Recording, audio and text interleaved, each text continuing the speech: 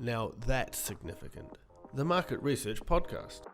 Hi everyone, thanks for joining us on this latest episode of Now That's Significant, a market research podcast. This is your host, Michael Howard, the head of marketing at Infotools. Today we're joined by Mat Wylie, CEO and founder of Customer Radar, a customer feedback and reputation management platform. Thanks for joining us on the show, Matt. You're welcome, Michael. So, Matt, what's the most significant thing you'll tell us today, which we'll unpack throughout the episode? Well, kind of the big question that we like to dig into is that, do we really know who the customer is? And by that, we mean the internal customer and the external customer. So today we're going to dive into that a bit more and see if we really understand those two groups of people. Two very important things to consider. So I guess one which countless brands and insights teams are helping to solve as well. So now I've followed your organization's journey for some time now. For those who haven't, do you mind giving us a quick rundown of what Customer Radar is and how it's evolved in recent years? Yeah, absolutely. So just to give a bit of my background, so I actually come from a marketing communications background, and many years ago was in market research in the media world. But where Customer Radar actually came from was from an advertising and marketing space, where we were continually seeing our clients challenged with the same issues over and over again, where they were really struggling to know what was going on in real time from their customers' perspective. And the challenge was, and this is going back to kind of 2009, 2008, there wasn't a lot of technology around there that could enable the immediacy of information like there is now. So they were using things like, mystery shopping or more traditional market research as a way to try and gauge what was going on, particularly in B2C environments. So we worked with a lot of retailers initially. So that was really challenging for them to actually understand what was going on and provide data that was significant and useful. So we saw a lot of times when they were using subjective data and using it as an absolute. So, for example, in a retail space, they were using mystery shoppers who were giving a subjective opinion on how satisfied they were, and did a staff member smile? It's like it's not accurate data, and it's really tough to actually use that. And we were getting feedback from the store owners and the managers saying that they didn't actually trust the data at all. So they never actually used it. So Customer Radar saw that problem and essentially used mobile phones as kind of we saw that as the feedback device. So initially it was text message. So we created a platform that enabled customers to give live feedback using text message. And the whole premise was, do you know what your customers think in real time? And then fast forward, it's been through several generations, including an entire rebuild from the bottom up to where it is now. And it's continued to evolve based on our own customers' feedback. So, for example, we had a situation early on where we were working with BP. They got 190,000 pieces of feedback over a 6-week period, which was phenomenal. They'd never had any data like that, but it was too much. And they said, you need to put it in a way that we can digest it. And therefore the dashboard started to evolve and analytics started to evolve. So it's basically continued to evolve based on our own user feedback. Yeah, cool. So you talked about the immediacy, so getting to know what's happening in real time. Surveys at this are also operating as well, and a vital part of understanding consumers too. How do those two coincide with each other to help increase our understanding of the customer? Yeah, and I think this is probably a significant difference between what Customer Radar does and other survey tools. So we see feedback very much about being immediate and enabling quick, fast, and light insights. That's probably the key difference between surveying. But it's really important to enable businesses to use, they both have their place within the mix, but it's making sure that you are understanding the customer journey and the touch points to make sure you're using the right technology and having the right conversation at the right time. That's probably the most important part of this. Yeah, true. And I imagine that if you have someone giving feedback, they're probably more likely to go deeper into a survey. Is that what you found in your experience? Yeah, well, you just think about human nature. If somebody was to come up to you, and I often use the example of the waiter at a restaurant. They come up to the table and ask you one question. Generally, it's quite a broad question. It's like, "How's everything going? How's your meal?" They don't stand there and saying, "Can I ask you 10 questions about how you're doing?" I mean, one, it's intrusive in the process, and it's interrupting the whole customer experience, and it's not appropriate to ask it then. But all they're asking is kind of a top line question that you can then flag, and they can choose to dive deeper if there's something that comes up. So, for example, if there's an issue, really important for things like service recovery. If something's going wrong, we just need a light, easy way for the customer to tell us in the same way you would with any conversation. So it's really about trying to create that in an ongoing way in any business, so that there's an easy communication channel that doesn't require the customer to commit, kind of even 3 or 4 minutes to tell you what they think. No, sure. And do you feel that when customers know that their voice is heard when they do give feedback, are they likely to give more feedback in the future and therefore see the improvement snowball? Yeah, absolutely. It's kind of just makes things self-fulfilling. And look, the best use of customer feedback is to engage directly with the customer. So having the right tools, that means that you can acknowledge feedback. So that's one of the things that we really focus on, is the engagement of any feedback. So often it's easy to default to complaints, particularly in a feedback channel, and just focus on that.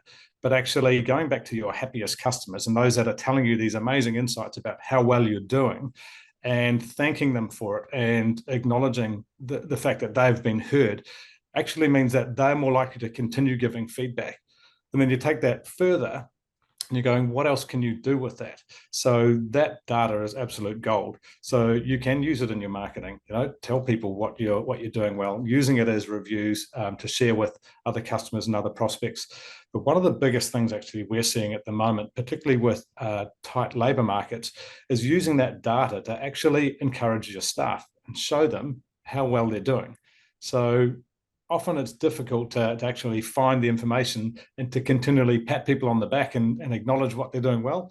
But it's just absolute pot of gold to go, hey, look, every day we're getting amazing comments about Michael. So let's make sure we share some of them with them, share them, you can print them out, put them on the staff room noticeable, you can email them to the team, read them out in team meetings, and it makes you feel good and encourage you to continue to do a great job.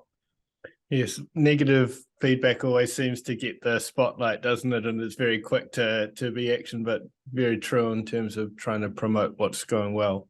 Oh, look, and I think it's human nature, isn't it? Particularly as kind of managers of business. Look, we all do it. You'll search something and you'll go onto Google and you'll check the Google reviews, and human nature says we're all probably going to just dive into those low ratings and have a look and see what people are saying. And it is no different to having a big data set on customer feedback or surveys. You're trying to look for those areas of improvement, but we have to be careful not to get hung up on that, and for that to be the sole focus, because that's only one part of a data set. But to give you an example, Customer Radar's had about 6 million pieces of feedback through our platform. 5% of them are dissatisfied customers. So that's 1 in 20 customers that is unhappy. So to put it into context, you're going, you can't ignore that other 95% because there's absolute gold in that data. But that 5%, we look at it from a service recovery perspective, going, what an amazing opportunity for those businesses to retain those customers that they would have otherwise lost if they hadn't said anything to them. So yeah, it's while we do get drawn into that, we can't ignore all the good stuff that we're learning as well. Yeah, for sure. So obviously brands are trying to find that right balance between feedback, surveys, etc. Are there any points on either that where all of this can break down? Yeah, look, I think one of the things that we see time and time again is that as researchers, are we actually considering the process of market research, surveying, feedback as an important part of the customer journey? So we're asking for a customer to engage with us. So therefore, it needs to be acknowledged as part of that customer experience. I'll give you an example. A friend of mine, she bought an Audi, spent $150,000 on this beautiful car, absolutely loved it, went in to have a service done, and she said they sent me a 15-minute survey that they wanted me to complete after getting my vehicle serviced. Now, so one, she's a successful person, she's time poor, she really loved the vehicle, but actually that part of the customer journey was the most damaging part of the customer journey for her. It made her feel like they didn't actually understand her or who she was. And she said to me, you need to go in and talk to these guys and get it sorted out, because I don't want to fill out a 15-minute survey to tell them. So the actual service itself was really good, but she was actually getting more wound up about the fact that she was being asked to give 15 minutes of her time, when she said I would have more than happily told them if it was short and sharp about how things were going, and if things weren't going well, to dive deeper into it. But she didn't feel like her time was respected as part of that. And I think it's one of the challenges we have as researchers is that there's a whole lot of stuff we want to know. So we want to ask all these questions, but actually, is it appropriate to ask all those things, or are we asking it at the right time and in the right way? Nice. How would you strike that balance then? How would you approach a situation like that? I guess so what we advocate for is a feedback first approach. So it's not a case of you can only ask for feedback or only do a survey. So the way that our customer journey typically works is that asking for feedback first means that often you're asking a top-line question or a couple of top-line questions, and you're keeping it really easy. So you're literally talking about a 30 to 60-second engagement. And if that's all you get, then that's all the customer wants to give you, then use that and make it work for you. But you can, like we referred to before, it's like having a conversation, human nature. If you rock up to somebody and start having a conversation, and you start off by saying, I want to ask you 10 minutes worth of questions, they're probably going to go, no, I'm not interested. So it's having the right conversation at the right time. If you make it light and easy at the beginning, you are warming the customer up as well to go, hey, we're really interested in your opinion, acknowledging and thanking them, and saying, hey, by the way, would you mind helping us out and asking a few more questions?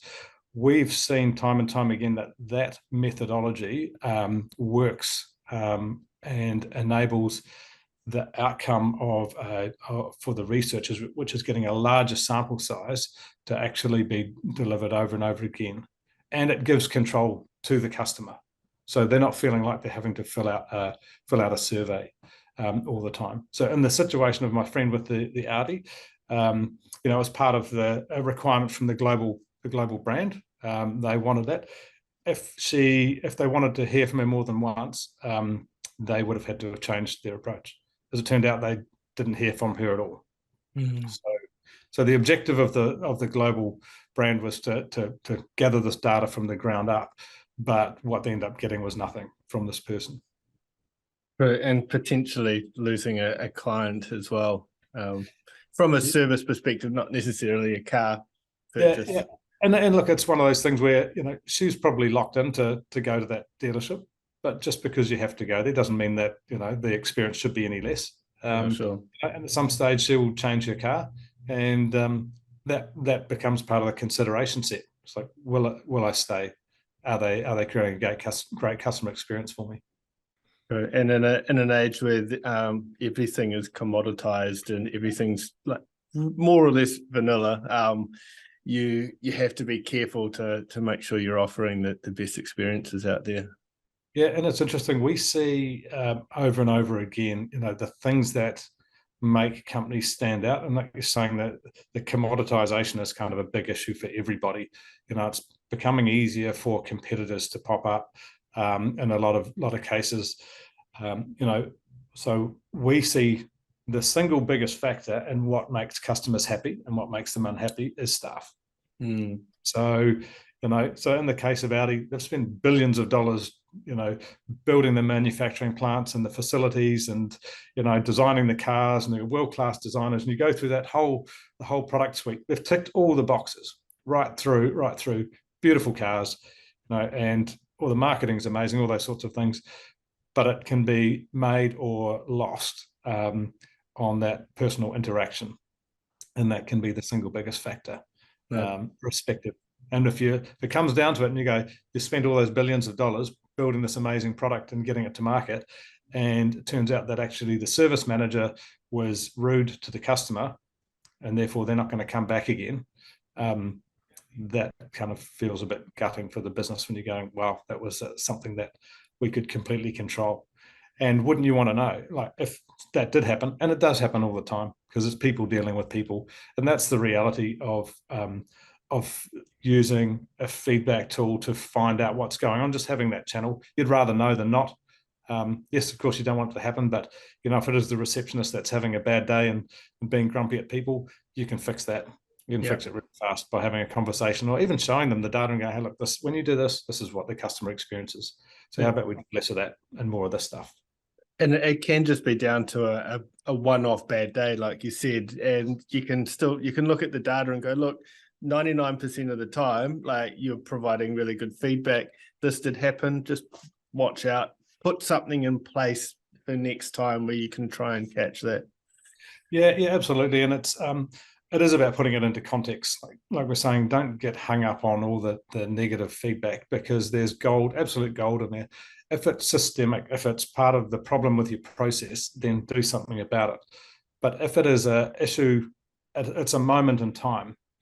And this is where, companies are fearful of things like Google reviews, for example, because you'll have a customer that will go on and post a Google review and complain about something, which was one moment in time.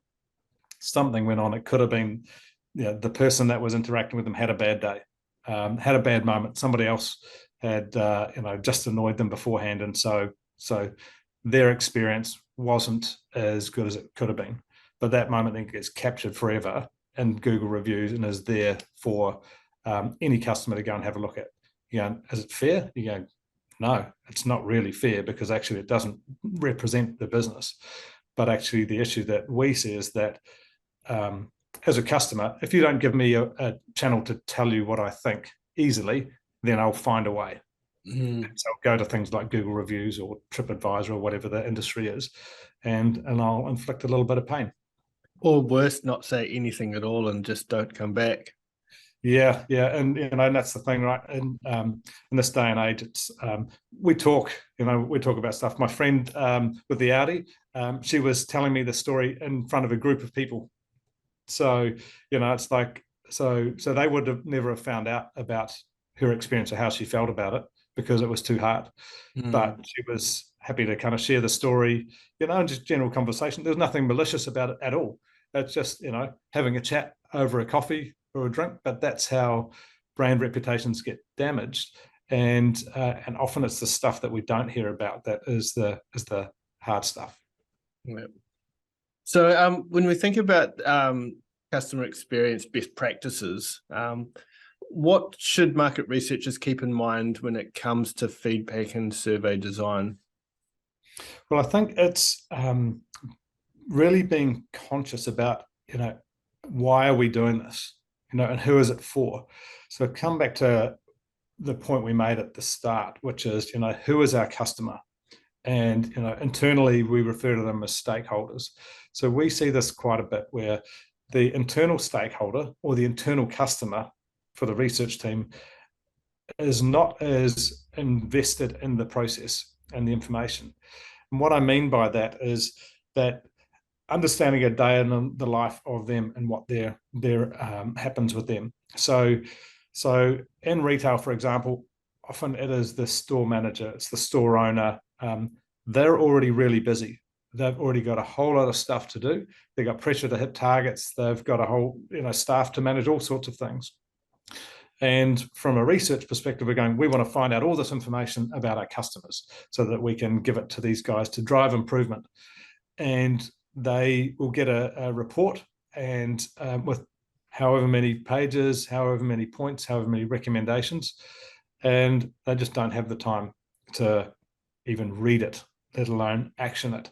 And we've seen it many, many times where there's such an enormous amount of effort involved to design these amazing surveys and look for these incredible insights, and with technology now disseminate the information so it's available in real time. But actually, when you look at the data of whether it's being opened, it's not being used anywhere near the way that it should. So I think it's really important to make sure that are we understanding who this data is for and what we expect them to do with it, because it comes back to, again, the end customer. If we're going to ask them to spend 5-10 minutes filling out a survey for us, if we're not even going to use it, should we be taking the approach we are? Do we need to rethink how we're doing this? So I think it's really important to make sure that we are designing this so that actually it fits in with the customer journey and even enhances the customer journey if possible. No, for sure. So, I mean, you talked about having questions there that you might not even be using. Is there any correlation between the length of the survey and what's, or length of the feedback rather, and then the completion rates from your perspective? Yeah, there definitely is. So to clarify, so the feedback is, as we see, is the first part of the conversation. Yeah. So customer gives feedback, they have said their piece, that closes that part of the process. The survey then is the second stage. It's hey, by the way, can we ask a few more questions? So feedback tends to be short and sharp. So we talk about feedback's fast, surveys are slow. And it might be a cynical way of summarizing, but from a customer experience point of view, that's what it is. It's like I can give you 30 to 60 seconds to give you my quick feedback, and then I'm gone. Feedback surveys are going to take me longer. So it's about understanding how that fits in the customer journey.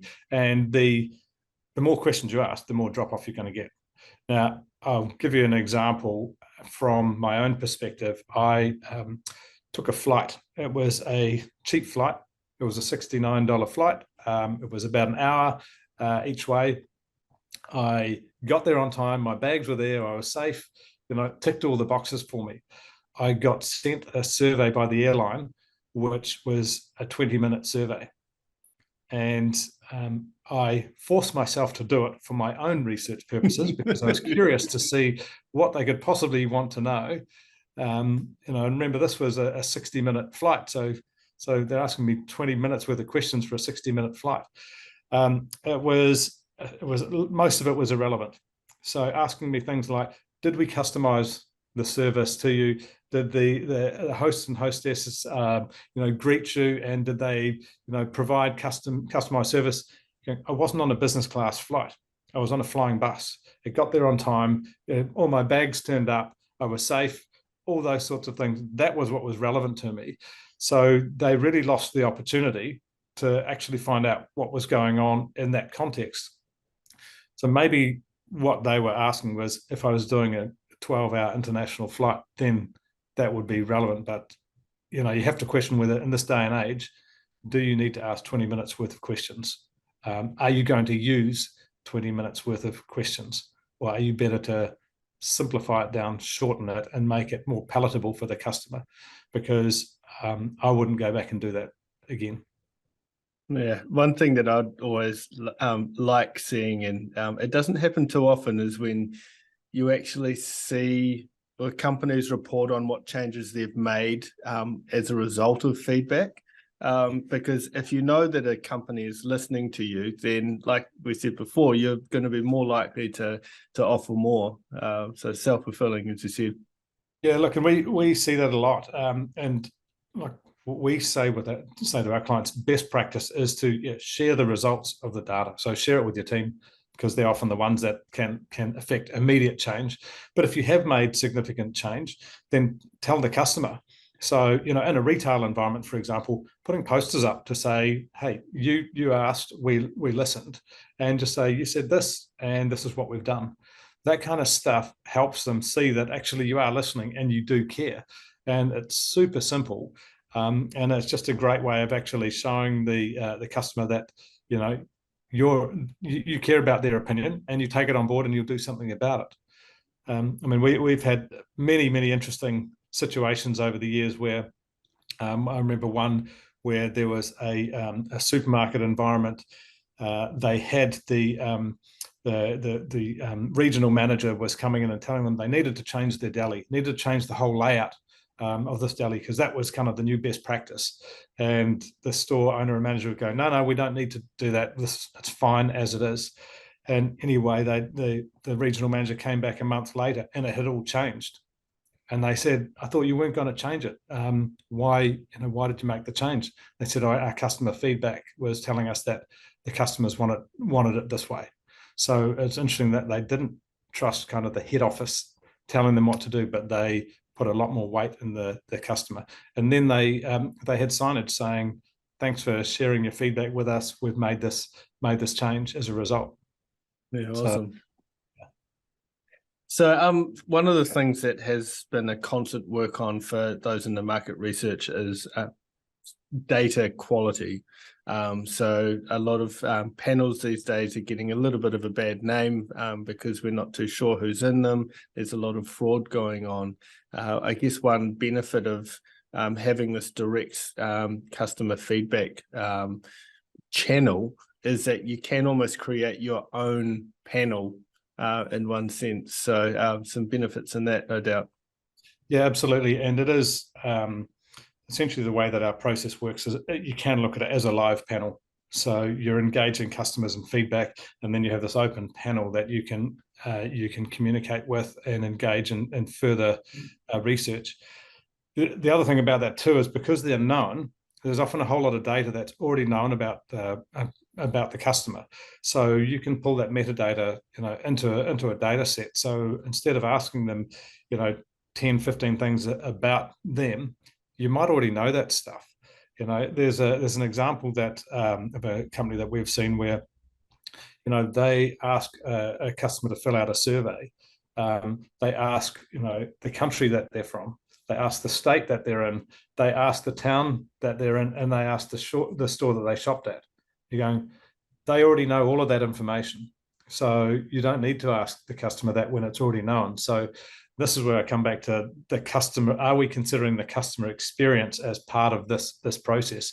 You're going, use our own data, our own technology to just append all that information. It's already there. So we don't need to use customers' precious time and asking those questions if we already know about it.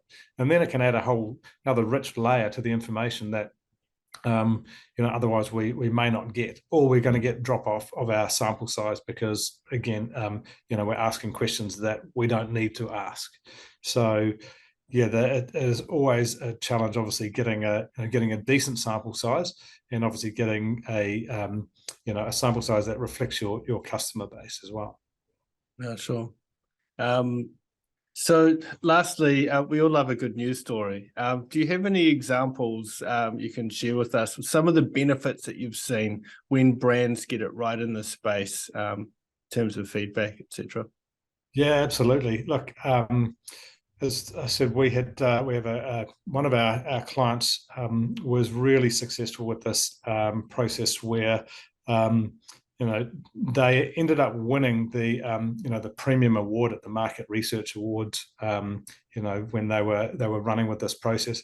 Essentially, what it was leading with customer feedback first, asking for a survey, asking for them to complete, and it was a 5 to 7 minute survey afterwards. What happened was that they were getting 70% of all people who were giving feedback were then going to complete this deeper survey. And so what it meant that it became significantly easier for them to build that panel, build the sample size. So instead of having the conversation up front of, can we have 5 to 7 minutes of your time? It's like, can we have 30 seconds of your time? And then once they've done that, by the way, hey, would you mind telling us a bit more? The result of that was a significant sample size to the point where they had, I think it was over 300,000 customers complete their deeper survey over a 12-month period. And for this organization, that was enormous. It was the largest data set that they had before and since. And as I said, as a result, it gave them so much richness of information that they were able to drive significant change in the business, and the insights they got meant that, from a pure market research perspective, it was acknowledged in their industry as being the best that year. It's always great to have those successes, and no doubt there are a number of different commercial benefits from that as well. So which would have happened, as a flow-on effect, no doubt. Yeah, absolutely. And as I said, we're all searching for we're talking about actionable insights, and so the difference between asking for depth of information, where often you have to analyze it and then drive it through the business, versus something like feedback, which often the actionable stuff is the instant things. It's like, somebody's unhappy, you can do something about it. That's kind of the true definition, I guess, of an actionable insight. It's not necessarily going to be strategic, and it's not necessarily going to tell you a whole bunch of things that you need to change in the business, but it's something that you can do, and it engages the team and it empowers them as well, because they feel like they can do something with it. Yeah. Well, I guess the strategic thing is to be listening to your customers and be ready to act appropriately. Yeah, and as we all know now, we're not in control of the customer anymore. That changed a long time ago, where traditional marketing was, you got to control the megaphone and you got to control the message. Now the customers all have their own megaphone. They have social media, they have influencers, there's all sorts of groups that they are connected to. So we have to make sure that we are doing anything we can to manage our own feedback and manage our own direct connection with the customer. I think if we don't have the right tools in place, we're really leaving ourselves open in this day and age to whatever might happen. And it's exciting. Technology is doing some interesting things, and with AI emerging, it's going to accelerate even faster. But I think taking control of the things you can control is a really important thing to do. Yeah, that's true. It's a good point to finish on. So if I can recap what we've talked about today, and that being the vital role that CX, that customer experience, plays in both customer feedback and market research surveys. We discussed the role of feedback in surveys and how the former can be used to help the latter. Gave some guidance on when to ask for feedback versus surveys, being mindful of who we're asking and how we're asking and what we're asking of people as well. Some really important things there. You shared some best practices around feedback and survey design, which can help lift the overall level of customer experience. Perhaps best summed up by ensuring we're respecting people by asking only what we need to take a specific action on. We've finished off as well with some of the benefits brands can expect when they get customer feedback and surveys right as well. I think that covers it all, Matt. Was there any final words you wanted to impart with us? I think you've managed to nail it there, Michael. Fantastic. Well, a big thanks for joining us on the episode today. No, you're welcome. Thank you very much for having me. Cheers. And listeners out there, if you have liked what you've heard today, please subscribe to the podcast, leave a review on your podcast platform, and share it with others who might also find it helpful. We'll have some links in the show notes, so you can check out Matt and what the team are doing at Customer Radar. And until next episode, thank you for listening to Now That's Significant.